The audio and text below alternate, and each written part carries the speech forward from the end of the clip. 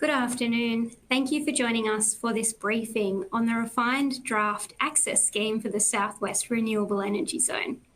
My name is Chloe Hicks and I'm the Executive Director of Strategy and Policy at the Energy Corporation of New South Wales, or EnergyCo. I will be hosting today's session. At EnergyCo, our role is to lead the delivery of renewable energy zones and priority transmission projects under the New South Wales Electricity Infrastructure Roadmap to support legislated renewable energy, energy security and emissions reduction targets. Importantly, we're also responsible for coordinating investment in generation, storage and transmission, including through access schemes, which we will focus on today. Before I run through the agenda and introduce today's speakers, I would like to acknowledge that we meet today on many Aboriginal lands. I'm joining from the Gadigal land of the Eora Nation. I'd also like to acknowledge the traditional custodians of the land on which the Southwest Renewable Energy Zone is located, the lands of the Wiradjuri, Yorta Yorta, Barbara Barbara, Wemba Wemba, Wadi Wadi, Madi Madi, Nari Nari, Dadi Dadi, Karenji and Yitha Yitha people. I pay my respects to elders past and present. I also note that any generation or storage projects that proceed through the Southwest Renewable Energy Zone Access Scheme will need to adhere to our First Nations guidelines and will contribute to community and employment benefits for First Nations people and the broader community in the Southwest region. So, today's webinar will focus on the technical design of the draft Southwest REZ access scheme and help get you across our proposed changes since we last briefed you on this scheme in April last year.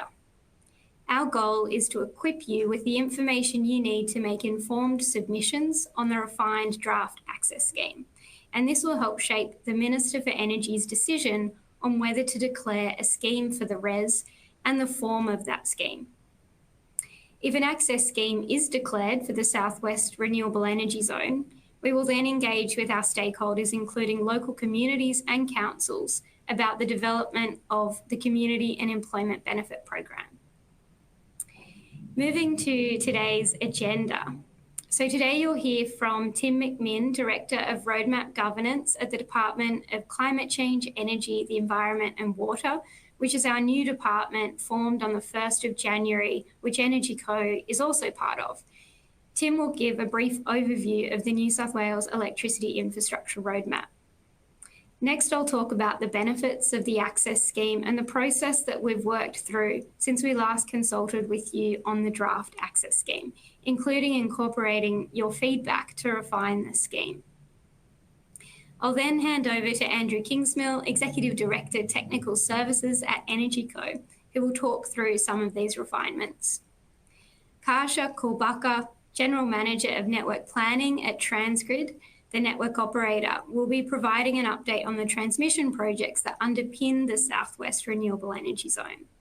And following Karsha, you'll hear from Maria Mansi, Manager, and Delan Wididasa, Principal Advisor at AEMO Services. Maria and Delan will provide an update on behalf of the Consumer Trustee on the competitive tender process that we intend to follow for the allocation of access rights. We'll have around 20 minutes at the end for Q&As to answer any of your questions that might come up during the course of the webinar. And to help you ask these questions, you'll see that there's Slido instructions in the webinar platform. So please enter these into the Q&A panel to the right of your screen. You can also vote to move questions further up the list. On that note, I will now hand over to Tim McMinn. Thank you, Chloe, and good afternoon, everyone. So as Chloe noted, I'm going to give you a brief recap of the Electricity Infrastructure Roadmap. And to set the context, 3 out of our 4 remaining coal-fired power stations are scheduled to retire over the next 10 years, with the Eraring scheduled to retire 7 years early. These power stations currently provide around 3/4 of New South Wales's electricity supply and 2/3 of the firm capacity we need during summer heat waves.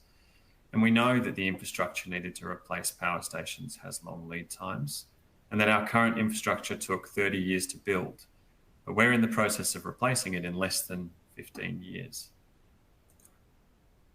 So private organisations are making their own economic decisions to close ageing assets, and as these retire and new generation and storage infrastructure is brought online, our electricity generation mix in New South Wales is forecast to change rapidly. The largest contribution to New South Wales' 2030 emissions reduction goal will come from the transition in electricity generation. This rapid change can put affordability and the reliability of our grid at risk. So acting now is therefore critical to replace the existing infrastructure that took us 30 years to build and plan. And the electricity infrastructure roadmap is the government's plan to transition our electricity sector into one that is cheaper, cleaner, and more reliable. It sets out the 20-year plan to deliver the generation, storage, firming, and transmission infrastructure that we need to power New South Wales into the future. The roadmap is enabled by the Electricity Infrastructure Investment Act 2020 and access schemes, including the Southwest REZ access scheme, which is the focus of today's briefing, are a key element of the roadmap framework. So finally, and before I hand back to Chloe to take you through the refined draft of the Southwest REZ access scheme, I'll take a moment to remind you of the key roadmap entities and their roles and responsibilities. So we have the Minister for Energy has overall responsibility for the roadmap, with advice from the Department of Climate Change, Energy, the Environment and Water, or DQ. The Minister appoints the Consumer Trustee, regulators, the infrastructure planner and advisory boards, declares REZs and REZ access schemes, sets First Nations guidelines to set clear expectations around genuine and meaningful engagement with local Aboriginal communities in REZs, directs network operators to construct network projects, and prepares a statutory review every 5 years. The Consumer Trustee, on the left-hand side in one of the lighter blue boxes, is an independent role. It's appointed by the Minister for Energy under the Electricity Infrastructure Investment Act. And later in this webinar, you'll hear from AMO Services Limited about their role as the Consumer Trustee. But briefly, the Consumer Trustee's purpose is to act independently in the long-term financial interests of New South Wales electricity consumers to improve the affordability, reliability, security and sustainability of our electricity supply. The Consumer Trustee does this through long-term planning and well-structured procurement processes. The Consumer Trustee's functions include planning the level of investment in generation, storage, firming and network infrastructure over time in New South Wales, authorising network infrastructure projects, administering tenders to identify the best generation, firming and storage projects to receive long-term energy service agreements, and appointing a financial trustee to establish the scheme financial vehicle which executes those long-term energy service agreements, or LTESs. And finally, the Consumer Trustee has functions around the setting of access fees. Now, as Chloe noted, the Energy Corporation of New South Wales is the other key roadmap entity as infrastructure planner for the first 5 New South Wales renewable energy zones set out in the EII Act. EnergyCo coordinates where the generation, long-duration storage and firming capacity will be built. And EnergyCo is responsible for planning the location of renewable energy zones and contracting and overseeing the suppliers delivering the transmission network infrastructure required to connect the generation built in renewable energy zones to the electricity grid. The infrastructure planner's functions include recommending REZ network infrastructure projects, appointing REZ network operators where required, and overseeing the delivery of REZ access schemes. So that concludes the brief recap of the Electricity Infrastructure Roadmap, and here I will hand you back to Chloe to introduce our next speaker. Thank you, Tim. I think I'm actually in the hot seat next. So I'll now give an overview of the refined draft Southwest REZ access scheme. And just to remind you all, an access scheme sets a physical limit on generation and storage that can connect to the REZ. It also determines an efficient level of curtailment in the REZ from which to base the number of connections. Oh, just checking that the slides are actually moving. Perfect. Sorry, I'll just recap again. So an access scheme sets a physical limit on generation and storage that can connect to the REZ. It determines an efficient level of curtailment in the REZ from which to base the number of connections. It requires projects to be awarded an access right before they can connect. And it charges a fee to join the access right network, which is used to deliver community and employment outcomes in the renewable energy zones and cover the cost of administering the access scheme. So some of the objects of the access scheme, an access scheme isn't necessarily an inherent component of a REZ. It does, however, facilitate benefits that cannot be realised without a scheme, including supporting some of the objects of the Electricity Infrastructure and Investment Act, which Tim mentioned before. So for consumers, the scheme prevents oversubscription that can lead to inefficient utilisation of the network, and this ultimately helps to keep long-term costs down for consumers. For communities, they can benefit from the distribution of community and employment purpose fees that cannot be delivered otherwise. For example, in the Central West Orana REZ, which has a declared access scheme, the government's been able to announce a $128 million down payment to bring forward community and employment benefits in the region funded through the access scheme. Communities also benefit from the coordination of investment. For example, limiting energy infrastructure that can be built on high-value agricultural land to try to minimise land use conflicts wherever possible. And finally, successful bidders benefit from the increased protection against congestion, helping to reduce investment risks and the cost of finance. Next slide. So moving on to the Southwest REZ more specifically, and just recapping, you can see the map of the REZ on the left-hand side. The network is being delivered by Transgrid as the network operator via a series of 3 infrastructure projects, which Kasia will talk about shortly, being Project Energy Connect, HumeLink, and V&I West. When all 3 network projects are completed, there will be around 2.5 gigawatts of network capacity. And as evidenced by the turnout at this webinar, there has been significant generator interest in the Southwest Renewable Energy Zone, with over 26 gigawatts of generators responding to our registration for interest. I know you'll all be really wanting to know when the access rights will be applied for, when you can start applying for them for the Southwest Renewable Energy Zone. So at this stage, the government's intention is for the Southwest REZ access rights to be tendered alongside long-term energy service agreements as part of the next competitive tender run by the Consumer Trustee or AEMO Services, which is set to commence in the second quarter of this year, most likely around May. I'll let Delan and Marsha talk to more about that shortly. Sorry, Maria. Moving on to the next slide.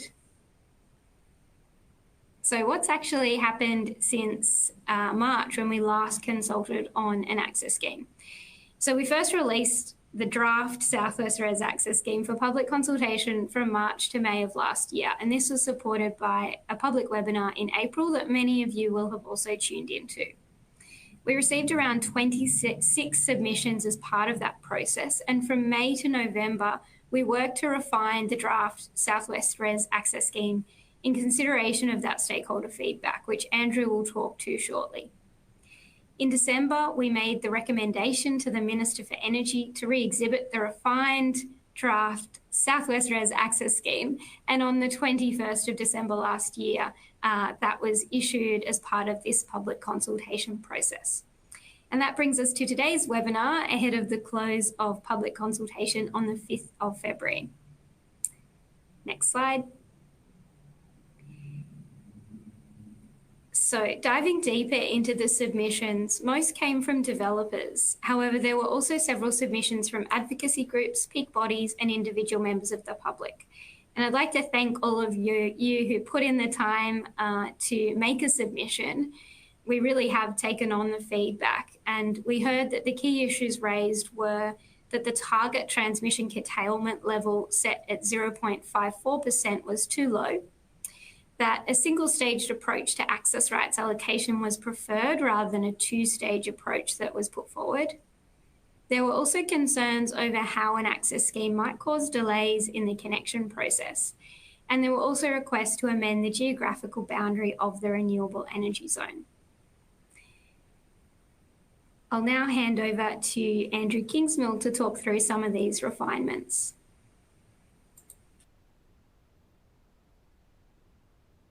Thank you, Chloe, and good afternoon. There were 7 key refinements that we made to the access scheme following the feedback that we received. And those 7 are summarised one shortly. But they are increasing the target transmission curtailment level, increasing the transfer capacity in the initial offering of access rights. We've also made a change to specify a network element curtailment level, target element network curtailment level, which I'll explain in a couple of slides' time. We've updated the definition of eligible project, particularly as it relates to the boundary of the renewable energy zone, updated the definition of access rights network, the term of the access scheme, and we've clarified some policy positions regarding the access right offering and the connection process. So to talk through each of them in turn, the feedback that we received indicated that the target transmission curtailment level we initially consulted on, 0.54%, was too low. And so we undertook a technical review of the curtailment level. We also requested and received from a number of developers in the Southwest Renewable Energy Zone measured traces of wind from their projects. It was very helpful. Having modelled those profiles of wind, that resulted in a higher target transmission curtailment level of 3.86%, which is much closer to other renewable energy zones and more commensurate, I think, with what the market expects. A target transmission curtailment level of 3.86% results in a maximum capacity cap, i.e. the nameplate generation that we could connect at that level of curtailment and at the assumed mix from the market modelling, of almost 4 gigawatts, 3.98 gigawatts.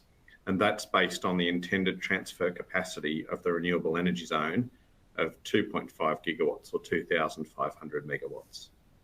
The second piece of feedback that we took on board was that staging the offer of transfer capacity in access rights, so starting with an initial 800 megawatts, 2.5 gigawatts, wasn't optimum for the market and that the initial offering was too small.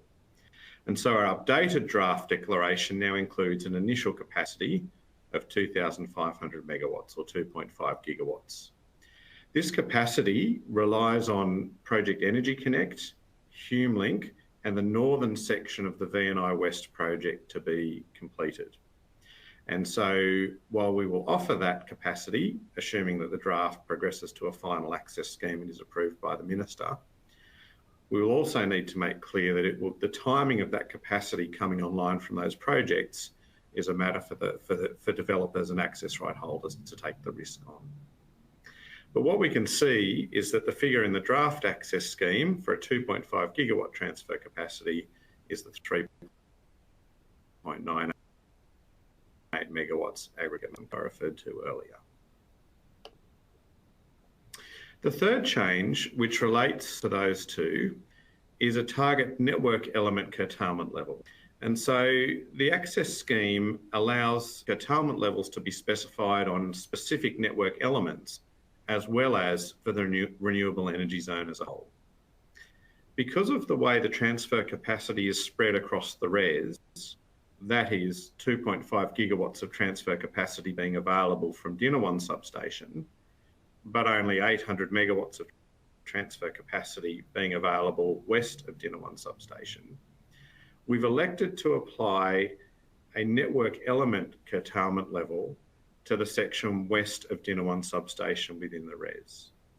The curtailment level is 3.86%, so it's the same percentage of curtailment as the REZ-wide curtailment level. A network capacity of those assets, this results in a network element capacity cap of 1,270 megawatts.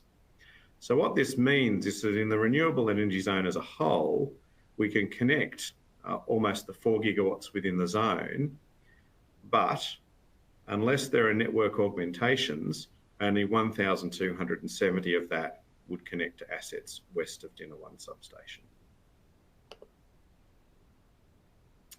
The next piece of feedback, the next modification that we've made based on feedback, is in relation to the REZ geographical boundary.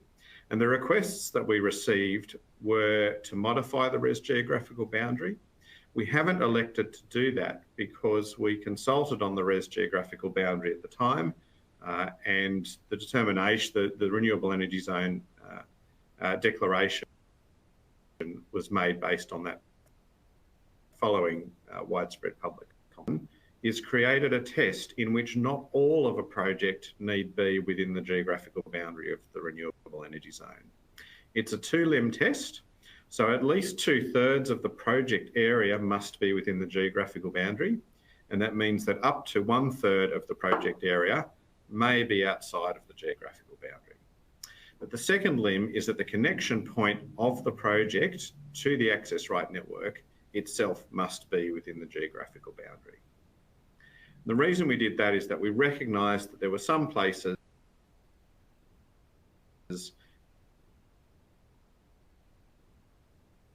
where landowner agreements or options result in the most efficient consumers. Also, in the updated draft, the definition of the access rights network has been updated. And I'm not going to go into detail here, but in summary, the principle is that the access rights network structure within the geographical boundary of the renewable energy zone. And it also includes network infrastructure east of the renewable energy zone, between the renewable energy zone and Wagga Wagga, and network infrastructure south of the renewable energy zone to the Victorian border. The reason for including that infrastructure is actually to preclude connection of generation in those areas, east and south of the geographical boundary. And the reason for that is potential land use conflicts in those areas. And so that preserves the access right offering for generation that does connect within the renewable energy zone geographical boundary. In the wording in the draft declaration, you'll notice that there's some wording around potential future network infrastructure. And that is simply to say that if new substations are introduced within the REZ geographical boundary, the access scheme still works as I've just described. And finally, we've made some other additional refinements to the proposed access scheme. One is that we've defined the initial term to conclude 15 years after the date of the electrification of Dinner 1 substation. That period was chosen because in other consultations, the market's told us that 15 years is the minimum term of the access scheme that they feel would be of value. But it also recognises the inherent uncertainties in the current transformation and allows for, in 15 years' time, that access scheme to revert to a more suitable arrangement if there is one at the time. We've also clarified policy positions regarding the access right offering. So those who are familiar with some of our other access schemes will know that in large greenfield renewable energies, we've been talking about centralised delivery of structure that we call hub to project, that is the project gate, and system strength, and also a modified REZ specific connection process. For Southwest Renewable Energy Zone, we're not proposing those changes or those policy positions to be introduced, although depending on the successful proponents who hold access rights after the auction, we may look at some level of coordination of assets if those projects are close together, but that doesn't form part of the access scheme if it occurs. We're also proposing that the unamended national electricity rules be followed for connections and for system strength once access rights are allocated. And again, that's simply for expedience in being able to bring the scheme to the auctions in a timely manner. I'll now hand back to Chloe to introduce our next speaker. Thank you, Andrew. So next we'll be hearing from Kasia Kulbaka from Transgrid. Transgrid, as we said before, is the network operator for the Southwest Renewable Energy Zone.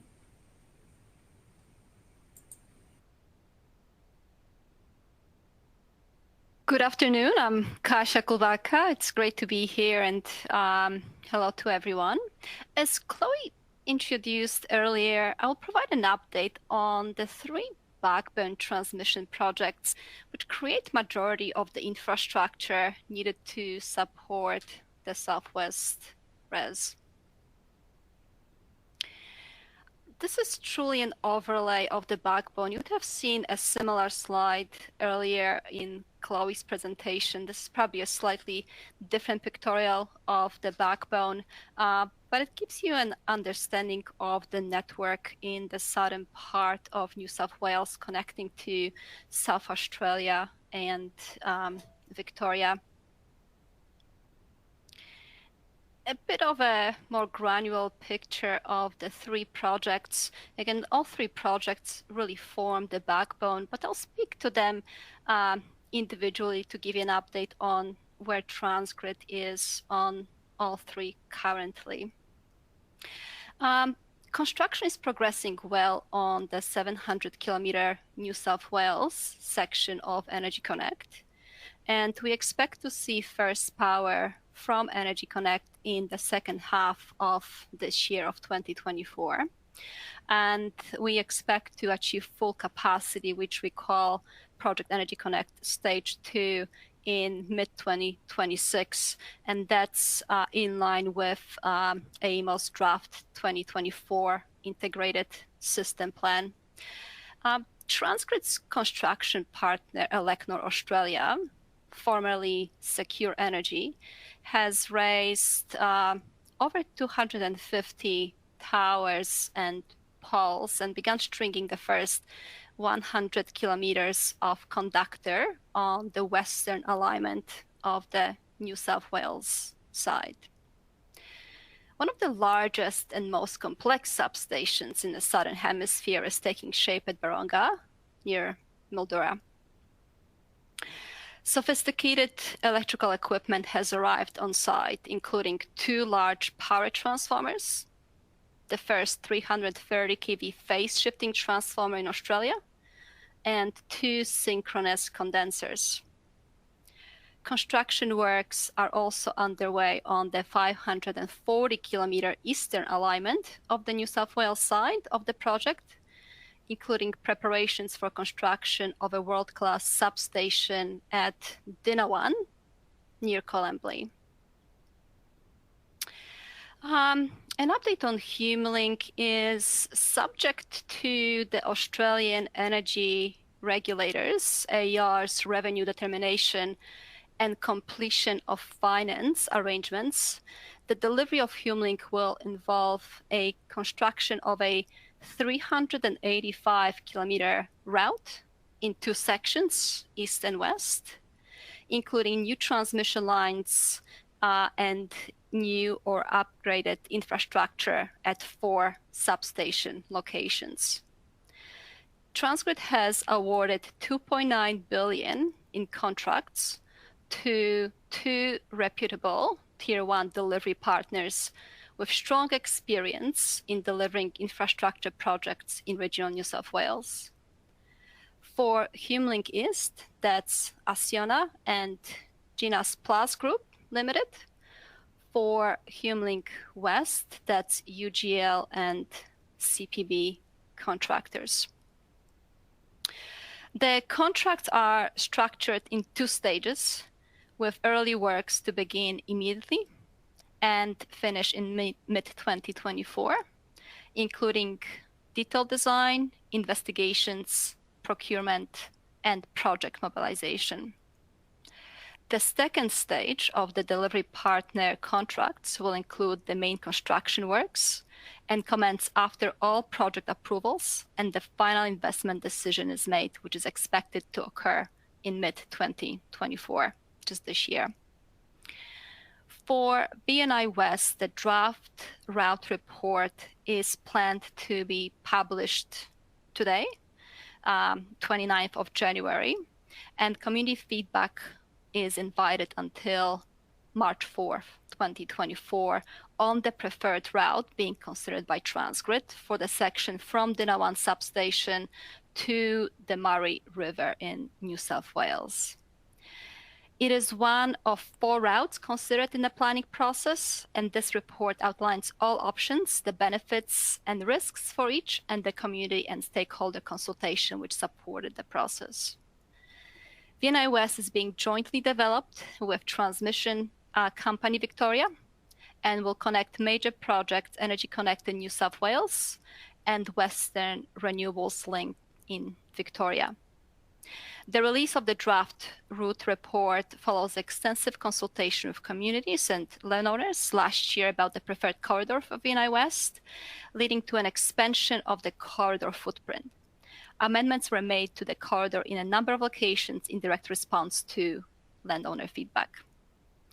A new community consultative group, CCG, has begun meeting in Deniliquin in December, and those meetings, along with community information sessions, are ongoing to enable discussions between Transgrid, communities, business organizations, landowners, and councils about project planning.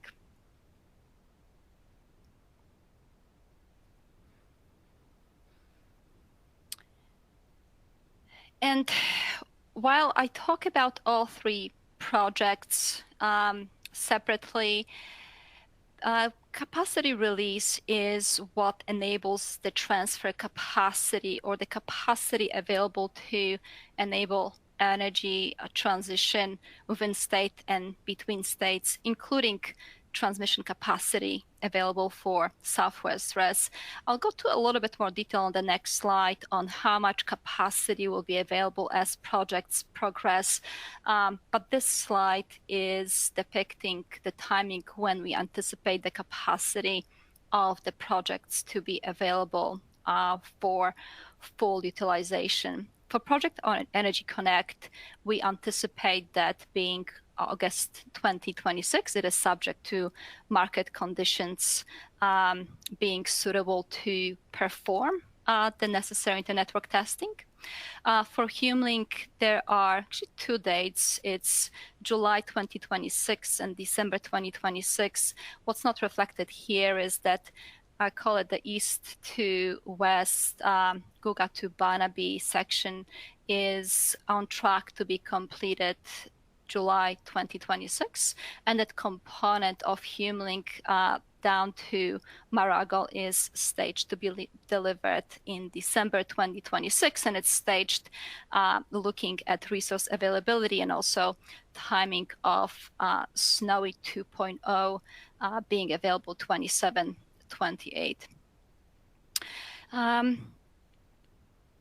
Move to the next slide because this one gives you a little bit of view into capacity that exists in the system today and what we anticipate with these major projects, what we anticipate being enabled with these major projects. Due to existing utility scale solar projects already operating within the REZ, there is limited additional transmission capacity in the area, including the Dinawan area.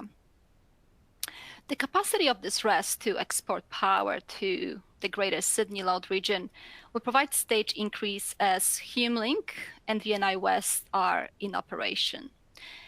2 points to call out here is Project Energy Connect out of Dinawan East is constructed at 500 kV. However, that capacity of operating at 500 kV is not enabled until Project VNI West is constructed. So there are some increments in capacity available. And what we noted here is capacity available at Dinawan. And while the 500 kV network capacity allows for the 2,500 megawatt energy transfer, additional REZ network infrastructure will be required to enable the Southwest REZ transfer capacity, either by expanding the Dinawan substation other options may be considered as well.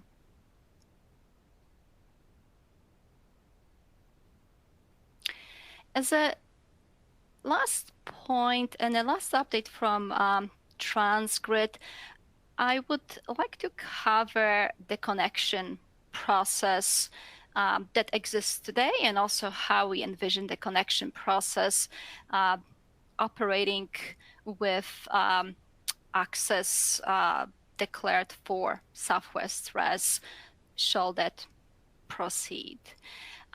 Connection to the Southwest REZ mostly follows Transgrid's existing connection process, which is at the top in the blue rectangles. In Transgrid's existing process, prerequisites are completed before the connection inquiry.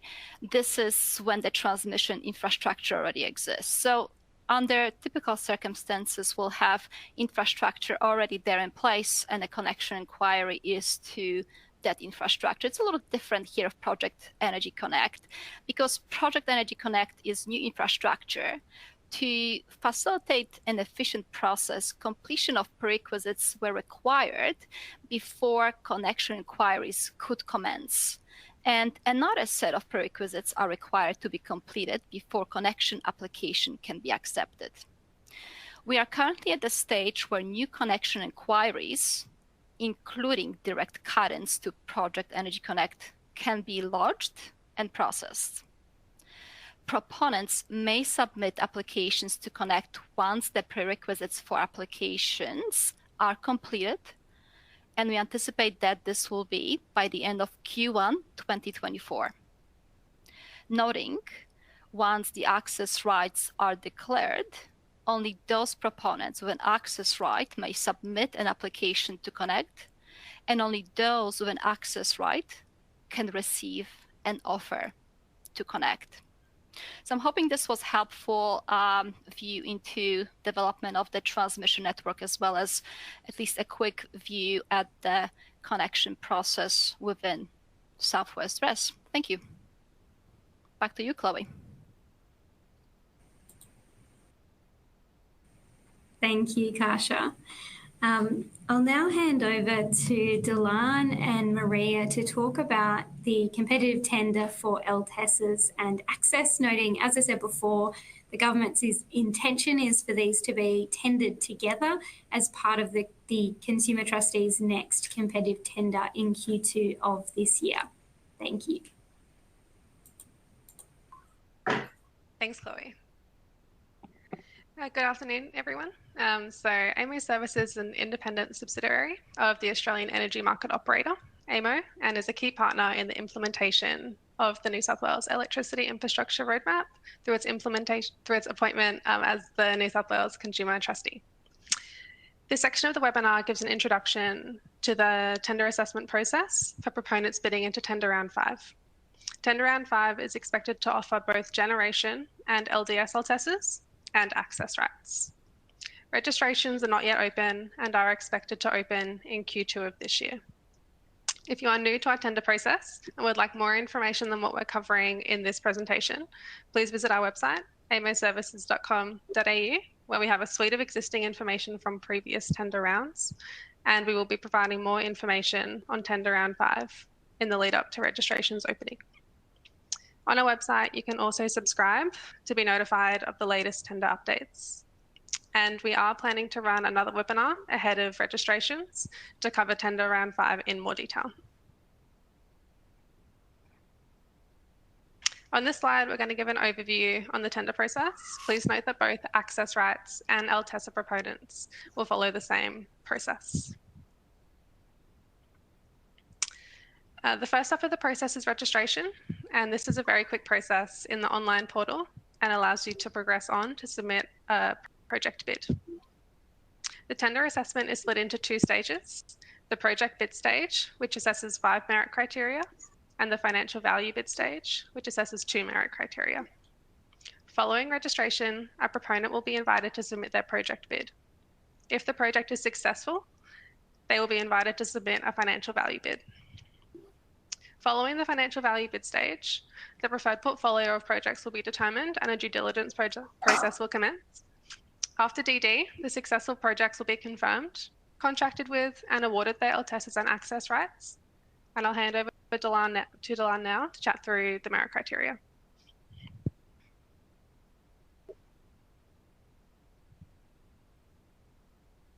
Thanks, Maria. So this page covers the merit criteria that we look at each stage of the evaluation process.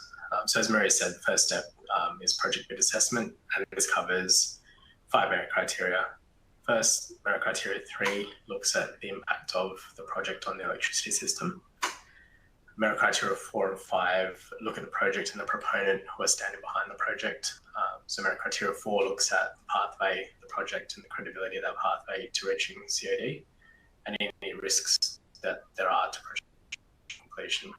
Merit criteria 5 looks at the organisation that's proposing the project, evidence of their capacity to complete it, capability, and their track record, and any other relevant entities that are involved in the project. Merit criteria 6 and 7 look at the community and economic development aspects that are proposed as part of the project. So merit criteria 6 looks at evidence to engage with local communities, proposals to share benefits, and any proposals to improve land use considering the environmental constraints and opportunities in that particular site. Merit criteria 7 looks at commitments to improve economic outcomes, including local supply chain, workforce, and First Nations participation. It's important to note, I think, for merit criteria 6 and 7 that it's not just evidence of outcomes that we're looking for as well. We note that projects at varying stages of development are likely to apply into our tender rounds, and so we're looking for progress commensurate with the stage of development of the project. And we're also looking at evidence of good faith interaction and not just positive outcomes as well. As Maria mentioned, there's a shortlisting process between the project bid and financial value bid stage. And those projects that are shortlisted, the financial value bid stage, are further assessed against 2 merit criteria. Merit criteria 1 looks at the financial value of the project. So that's the project's ability to reduce wholesale electricity costs, the payments that are made by the scheme financial vehicle, if an LTESA is required. And merit criteria 2 looks at commercial departures and materiality of those departures to our standard project docs as well. So that roughly covers the merit criteria that we look at. It's a reasonably consistent process. Anyone that's been into our tenders previously should be pretty familiar with this. We're not intending to make sort of wholesale changes ahead of tender round 5.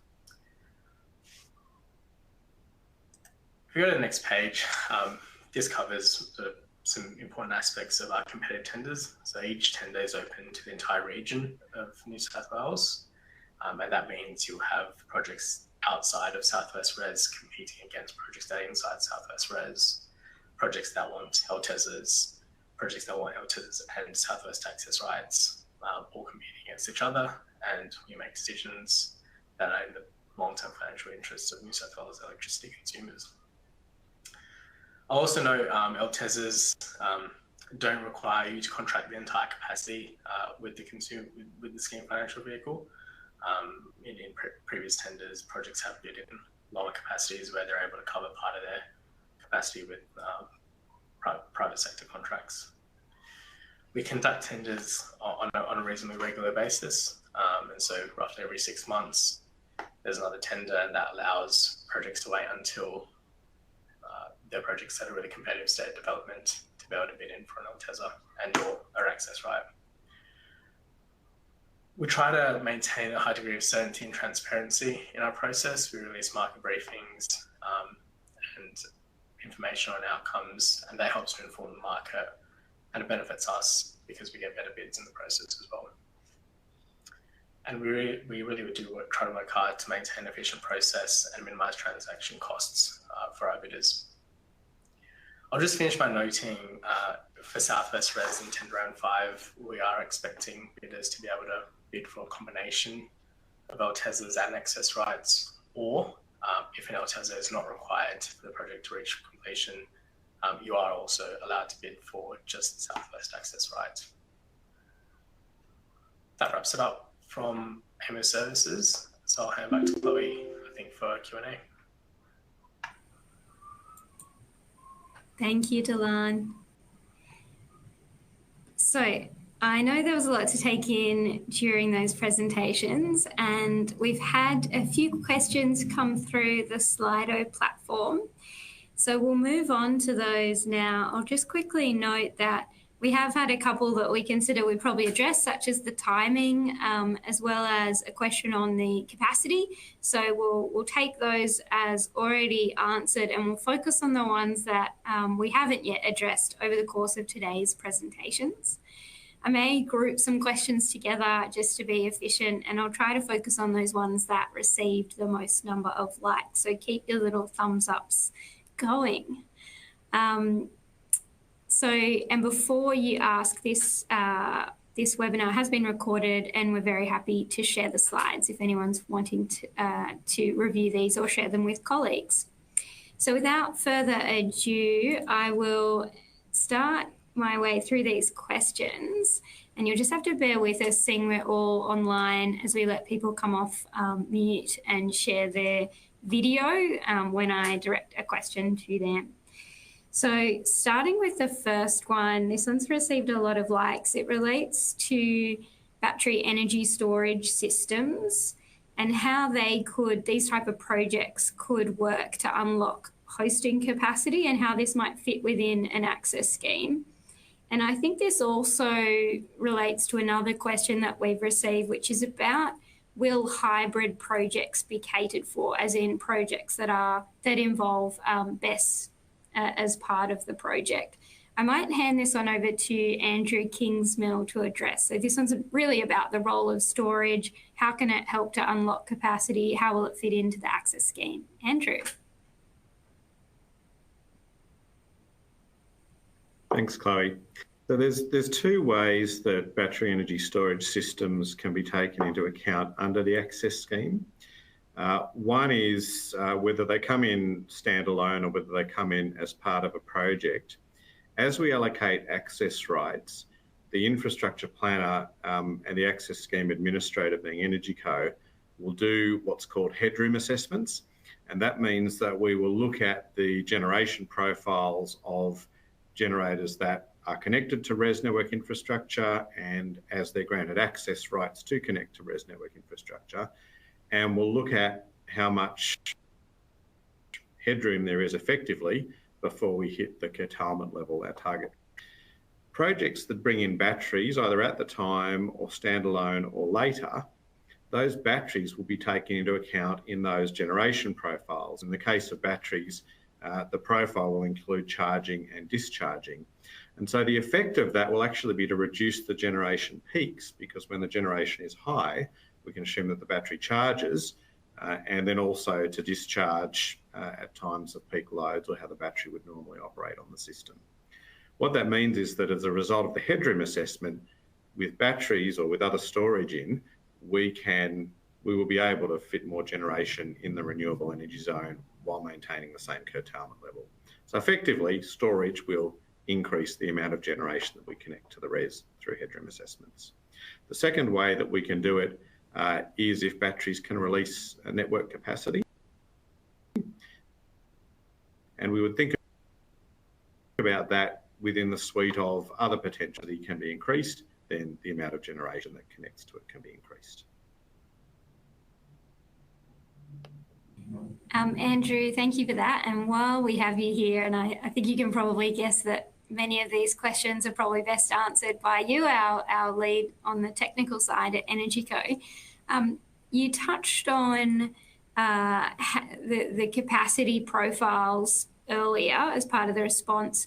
We've got a question here which is about how will EnergyCo calculate the expected capacity profiles? And I guess that also fits into the TTCL.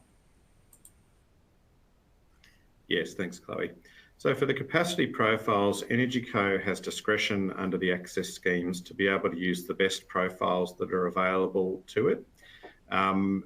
Normally, in the absence of a project-specific profile, we would use the profiles that AEMO has published as part of its integrated system plan assumptions. But as we get project-specific profiles, and that's actually our starting point for South West REZ, whether that's from measured wind data, whether that's as projects commission and start to generate and we see what their actual profiles are, then we can substitute them into the headroom calculations and curtailment assessments. So essentially we would use the best available information that we have at the time. Great.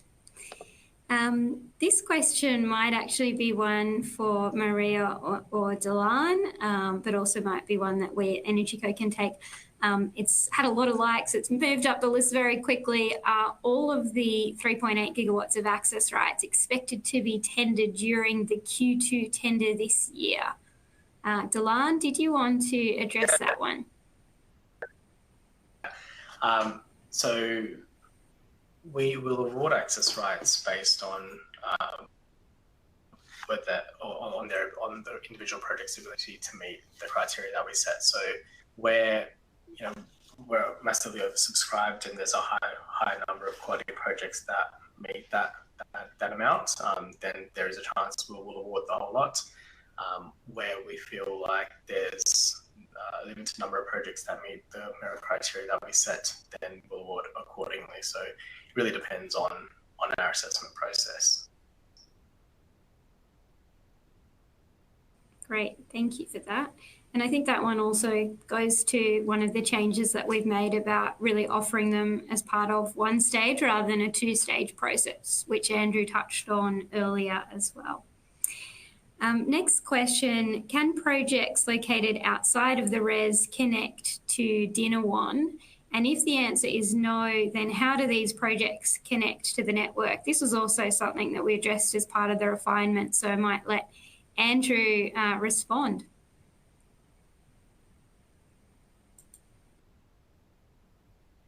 Thanks, Chloe. So the answer is essentially no. So Dinawan substation will form part of the REZ network infrastructure to which the access scheme applies, and therefore the two-limb test applies to Dinawan. So the two-limb test was that the connection point for a project connecting to the access rights infrastructure needs to be geographically within the REZ, which Dinawan is. But then secondly, at least 2/3 of the project area needs to be within the REZ. So if there is a project that's entirely outside the REZ, it would not be able to connect to Dinawan substation based on that proposed two-limb test. To answer the second part of the question, which is how would that project connect to the network, that project would have to make its own to the existing network infrastructure in South West REZ. So the access scheme will only apply to the new infrastructure being constructed as part of Project Energy Connect and upgraded or constructed as part of the VNI West project. It doesn't apply to existing network infrastructure within the REZ. But we note that we've set the geographical boundary for South West REZ after consultation based on land use considerations and so forth. And so we're conscious that to the eastern side of the REZ there are farming zones, there are irrigation zones, and we didn't see that land use as being compatible with renewable energy development. Andrew, there's a couple of others that relate to the geographical location of connecting. So one of these is so it's not quite posed as a question, so I'll turn it into one. Can a generator or storage project apply to connect to the existing 220 kV line in the South West REZ? Does it require, if it is seeking to connect to the existing 220 kV line, does it have to apply for an access scheme? And does it differ if it is exporting directly to a substation like Balranald? Thanks for the question. So the access scheme will not apply to any existing network infrastructure within the renewable energy zone. And so if a project wanted to connect, whether it's to an existing line, a 220 kV line or other voltage line, or to an existing substation, the access scheme would not preclude that. And the gateways that Kasia was talking around requiring an access right to make an application to connect and then to receive an offer to connect don't apply.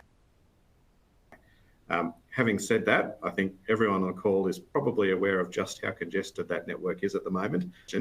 The access scheme does not apply to existing network infrastructure. I think this one you've probably already answered in some of those, but just for clarity, I'll get you, Andrew, to also cover this question, which is, can generators continue to export to the grid without access rights?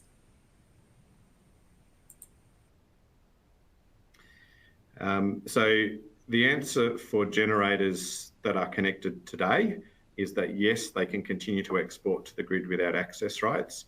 They are connected to existing REZ network infrastructure, and because an access scheme does not apply, they can continue to export to the grid, obviously subject to the operation of the national electricity market, the dispatch engine, and so forth, but the normal process there. For generators that are connecting to the new REZ network infrastructure, may be declared, should the Minister choose to do that after this consultation, then there are no existing generators connected, and so no generators would continue to export to the grid. But we envisage that all generators connecting to that new infrastructure, which will have access rights, would be required to go through the access right auction and allocation process. And just building on that, what about projects that are already moving their way through the connection process? Will there be grandfathering arrangements? Where does a project need to be up to in that connection process to be part of the new access scheme, for example? Yeah, thanks for the question. So to be grandfathered, a project would need to already have an offer to connect before the Minister declares an access scheme for the Southwest REZ. We're not aware of any projects that are likely to reach an offer to connect before the access scheme is likely to be declared, and in that case, the projects would not be grandfathered. We are aware that some projects will probably have made an application to connect by then, and we've made it clear in previous webinars that doing so is at the project's risk, because if an access scheme is then declared, then the project could not progress to an offer to connect. But we are aware of projects that will probably have made an application to connect by then. Thanks, Andrew.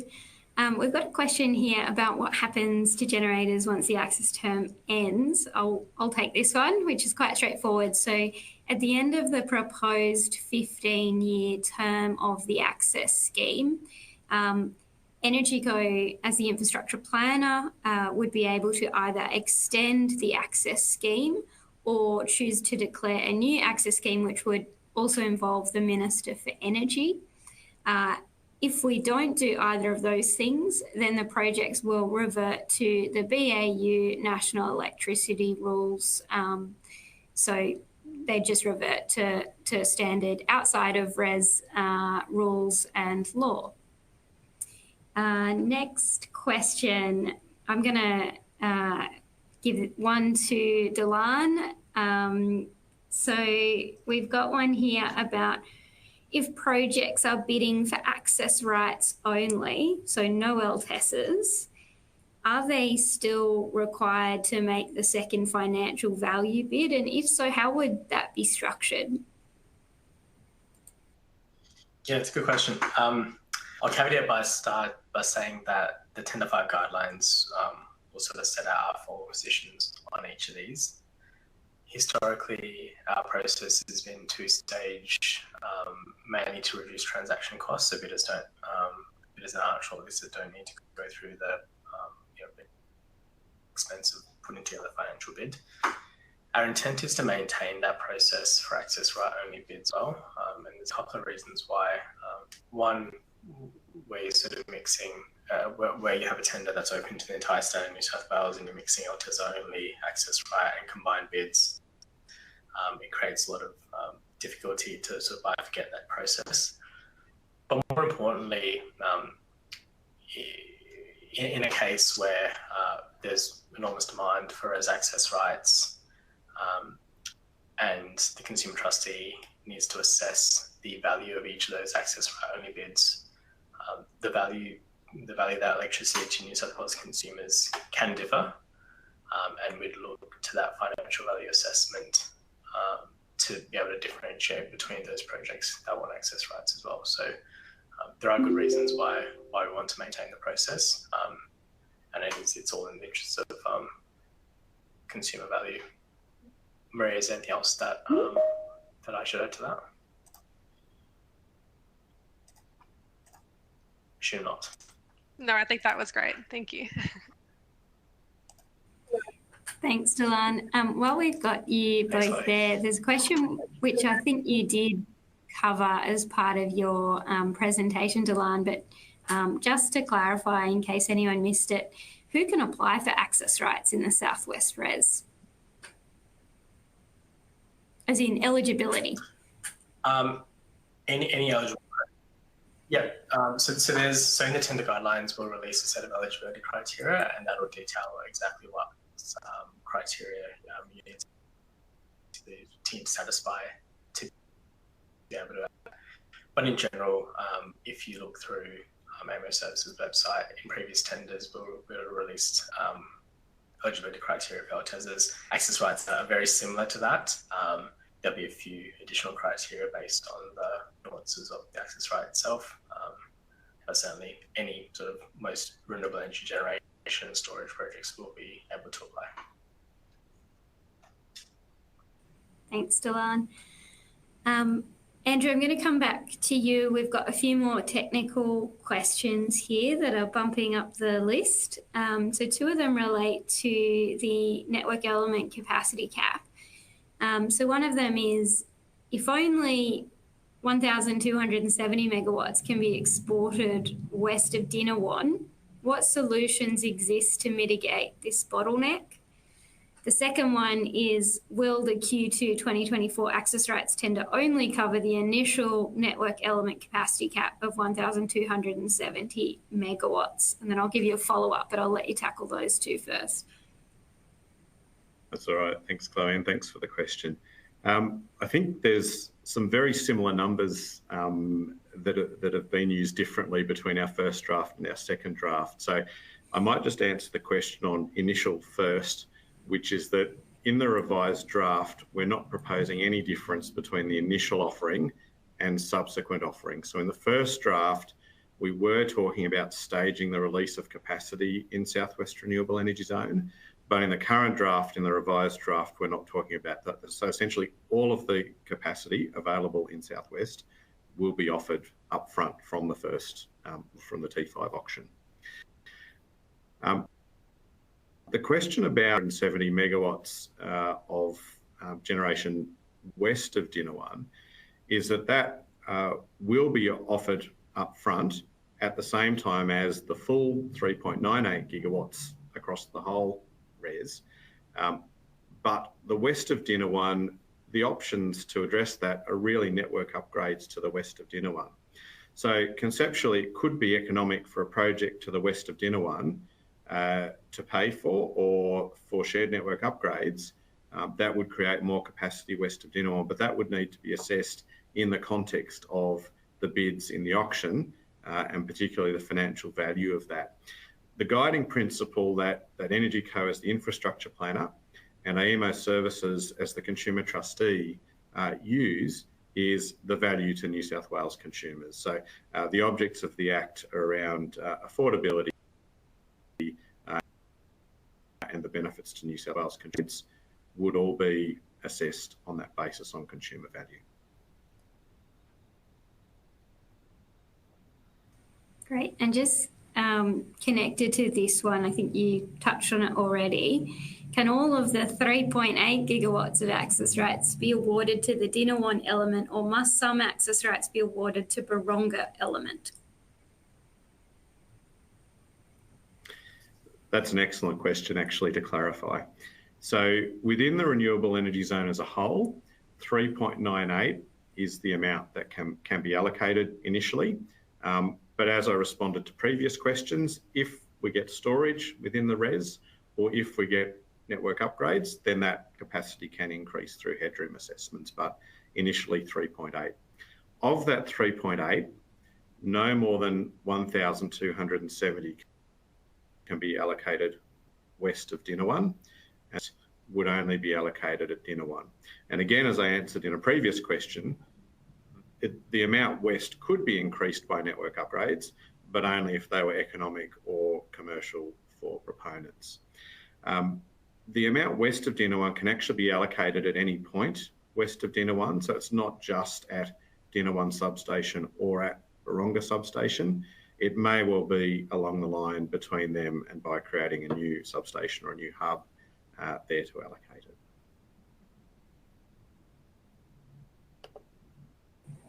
Thank you, Andrew. I think we've got time for just a couple more questions before we wrap up. There's one here about connections outside the REZ. So will the limits to connections outside the REZ be actioned through the controlled access framework described in the Central West Orana consultation? This is from someone who's clearly playing along to both renewable energy zones and across the detail of what we're doing in multiple renewable energy zones. So thanks for your interest. Andrew, did you want to tackle that one? I'm happy to. I believe the mechanism is the same. So for the Southwest REZ access scheme, essentially, aside from pulling out the hub to project and the system strength and the changes to the connection process, the principles and the way of implementing the Southwest REZ access scheme is the same as the Central West Orana REZ. So I believe it is through the controlled access framework, yes. There's one here that is either, I'd say, for Andrew or for Transgrid, which is at what point of the application to connect do we need to be for us to be eligible to get the access rights declaration order and tender? I just clarify that the access rights declaration order is the statutory instrument that's required to declare the access scheme. So it's more about whether or not you're eligible to get the access rights, I think. So at what point of the application to connect do we need to be for us to be eligible to be part of the access scheme and tender is how I'd read that one. Thanks, Chloe. I might actually just make one very quick comment, but then I think I might throw to Delan to answer that. And that is, my understanding is that the eligibility criteria to participate in the tenders is actually based on a connection inquiry and having a response to a connection inquiry, not necessarily being up to the application to connect stage. But Delan, I might hand to you, if that's okay, just to talk about how the eligibility criteria and the merit criteria relate to that question. Yeah, sure. So you're absolutely right, Andrew. It's the response to a connection inquiry that we set as eligibility criteria. So that's a requirement that we have. And then beyond that, the merit assessment criteria sort of looks to differentiate projects within the tender. Recognise for various REZ access schemes, certain elements of that merit criteria may not apply, and so the updated tender guidelines will account for that and detail how we assess that for projects that require Southwest access rights and projects that are located in the open access regime. Thanks, Chloe. Great. I think that's probably all we've got time for in our Q&A session today. Thank you so much for all of your questions. If you have other questions that we haven't answered, do feel free to still contact us and we can take them on notice and get back to you. Just as we wrap up, I just provide a few more details about how you can make a submission. If we move to that slide. So the Southwest REZ Access Scheme is on public exhibition until Monday, the 5th of February. And it's really important that if you haven't already read the positions paper, that's a really useful document to get across the access scheme in addition to today's webinar.